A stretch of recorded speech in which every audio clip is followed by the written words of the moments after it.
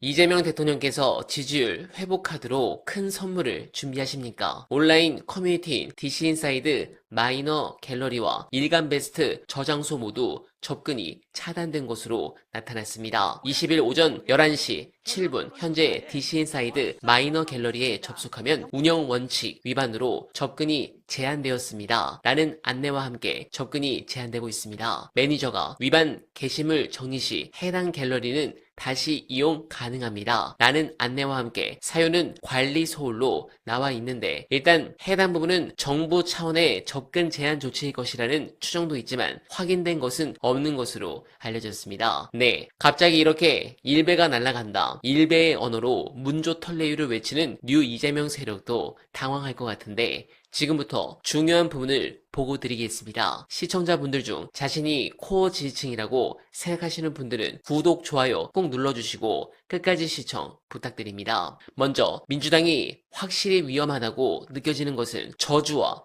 걱정을 구별 못하는 단계 같습니다. 매불쇼에서 유시민 작가가 한 발언은 아무리 들어봐도 걱정에서 나오는 말 같은데 특정 친석계 지지층 민주당 분들께는 저주의 말로 들리나 봅니다. 특히 새로 들어온 이재명 대통령의 지지층이 득세를 하고 있는데 문제는 이 대통령이 여기에 휩쓸리는 것처럼 보이는 게 아니 이제는 동조한 게 큽니다. 이 대통령은 코어 지지층에 이렇게 하시면 안 됩니다. 여의도 정치꾼들은 흔히 코어 지지층과 중도층을 시소의 양 끝에 놓인 배타적 관계로 보곤 합니다. 참으로 얄팍한 산수입니다. 실제 정치의 물리학은 전혀 다르게 움직입니다. 중도층과 무당층의 지지는 날씨처럼 가변적입니다. 물가, 부동산, 환율, 외교적 돌발 악재에 따라 하루아침에 썰물처럼 빠져나가는 유동적 여론입니다. 실제로 2026년 7월 현재 조사기관과 방식에 따라 대통령의 국정평가가 너를 뛰는 현상이 이를 정확히 증명합니다.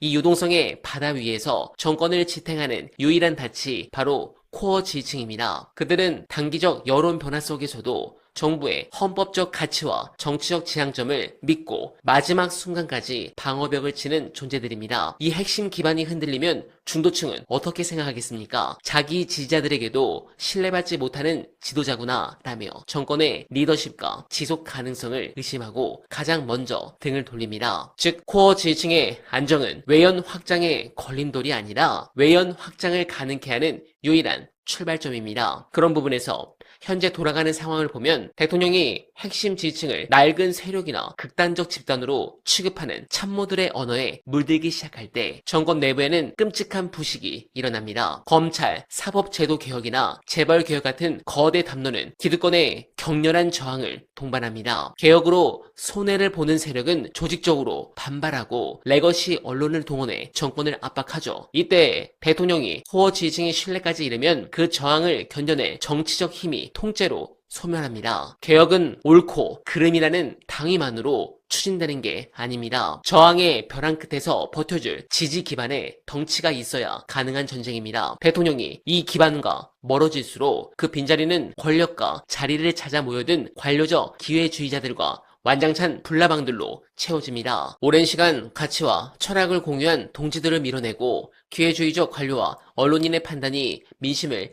배신하는 순간 정권은 처음 약속했던 궤도에서 완벽하게 이탈하여 수렁으로 빠져들게 됩니다. 핵심 지지층은 대통령 주변부의 긴장을 유지하고 처음에 약속을 감시하는 정권의 가장 정당한 면역 체계입니다. 그런데 현재 청와대가 빠져있는 가장 치명적인 착각은 성과를 내면 코어 지지층은 어차피 돌아온다는 나태함입니다. 이것은 성과와 정치적 신뢰의 관계를 심각하게 왜곡한 오만입니다. 국정 성과는 지지 확대의 필연 조건일 뿐 충분 조건이 아닙니다. 국민이 그 성과를 인식하고 정부의 공으로 평가하도록 사회적으로 확산하고 프레임을 방어하는 주체가 바로 코어 지지층입니다. 이들의 신뢰가 약해지면 대통령이 아무리 좋은 성과를 내도 반대 진영의 폄훼와 의혹 제기 한 방에 그 의미가 송두리째 축소되거나 다른 쟁점으로 덮여버립니다. 물론 중도층의 이탈은 정책의 수정이나 환경 변화에 따라 회복될 수 있지만 정체성과 약속에 대한 배신감으로 등을 돌린 코어 지층의 신뢰는 뒤늦은 일시적 지원책이나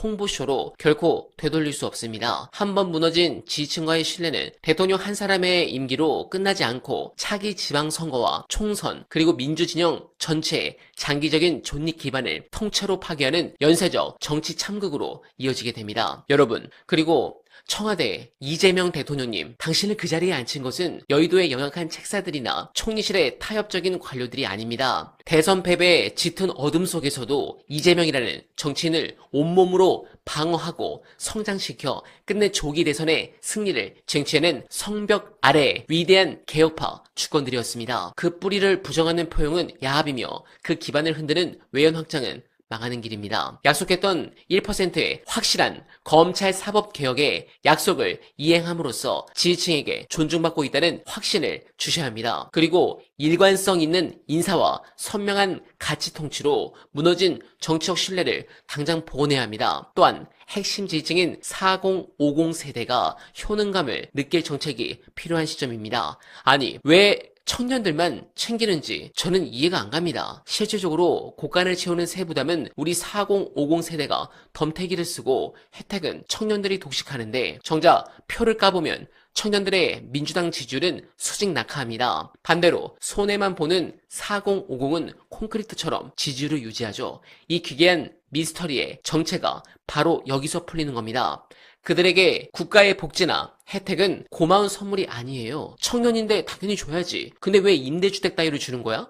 그냥 대단지 브랜드 아파트 지어서 공짜로 줘야지 하고 나오는 겁니다. 고마워하기는커녕 왜 이거밖에 안 주냐면 삿대질을 해댑니다. 그러면서 투표는 정작 아무것도 안 주는 국민의힘에 홀린 듯이 던져요. 왜 그럴까요? 메커니즘은 아주 심플합니다. 민주당은 만만하고 국민의힘은 무섭기 때문입니다. 이제는 민주당이 착한 부모 컴플렉스를 부수고 결단을 내려야 할 때입니다. 들어놓은 아이를 향해 차갑게 한마디 던져야 해요. 그만해. 이제 안 통해. 그리고 뒤도 돌아보지 말고 쌩하니 걸어가 버려야 합니다. 청년들이 살기 팍팍하고 힘들다고 아우성치죠. 제가 단언컨대 인류 역사상 청년이 살기 좋았던 황금기 같은 건 단 한 번도 없었습니다. 각자 그 시대에 태어난 인간은 그 시대가 주는 저마다의 십자가를 등포기에 짊어지고 땀 흘려 걸어갔을 뿐입니다. 저는 고작 40대 초반이지만 제가 공부한 얕은 지식으로는 역사적으로나 철학적으로나 인간의 삶은 고통스러운 겁니다. 그게 기본 베이스입니다. 그런데 언제까지 부모 세대가 그 십자가를 대신 짊어질 수도 없고 짊어져서도 안 됩니다. 여러분, 내가 먼저 따뜻하게 손을 내밀고 무엇인가 줄 때 고마워할 줄 모르는 자에게는 더 이상 내 곳간을 열어 베풀 필요가 없습니다. 민주당은 얄팍한 청년 영합주의 정책을 지금 당장 전면 폐기하십시오. 여러분들은 어떻게 생각하십니까? 공감하셨다면